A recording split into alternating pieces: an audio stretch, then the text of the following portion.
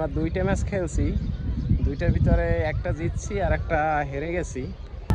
এই যে এই লোক কিন্তু ম্যাচটা ঠকাই দিয়ে বসে আছে।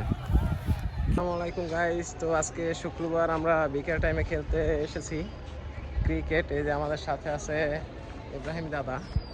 তো এই যে মাঠেই আছি আমরা, তো খেলার টাইমে দেখা হচ্ছে। তো খেলার মাঝে 6 মাঠ ধরে দাদা বল হারাই ফেলাইছে। এখন আমরা একটু খুঁজতে যাই।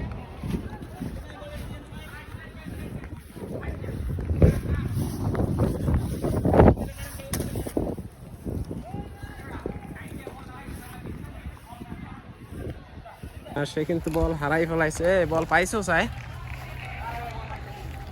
বেটা, এই জোপে টোপে মারা লাগে আমি বুঝলাম না, তোর কাজ কামি পারো না। তুমি তো লেগেছ না যে বলটা দাও, বল খুঁজা, বলটা কই? খোঁজ, তাড়াতাড়ি খোঁজ।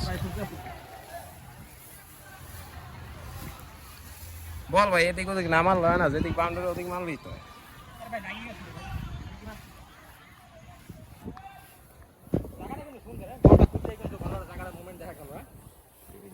সুন্দর না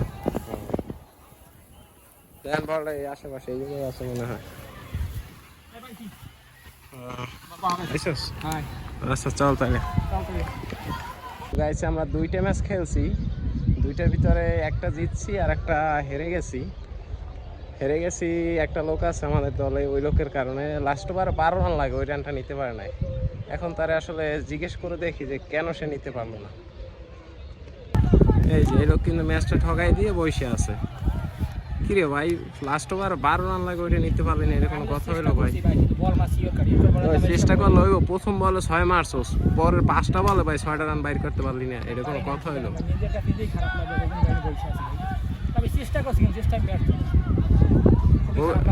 ভবিষ্যতে প্র্যাকটিস করো যেন এমন ভবিষ্যতে আর না হয়, ট্রাই করবা জেতানোর জন্য। ভুল থেকেই তো মানুষ শিক্ষা নেয়, তাই না? ভবিষ্যতে দলকে তো অনেকগুলো এই কিন্তু ম্যাচটা কিন্তু ঠকার কারণে লস হয়ে গেছে অনেক। ইনশাল্লাহ ভবিষ্যতে ট্রাই করবেন, ঠিক আছে?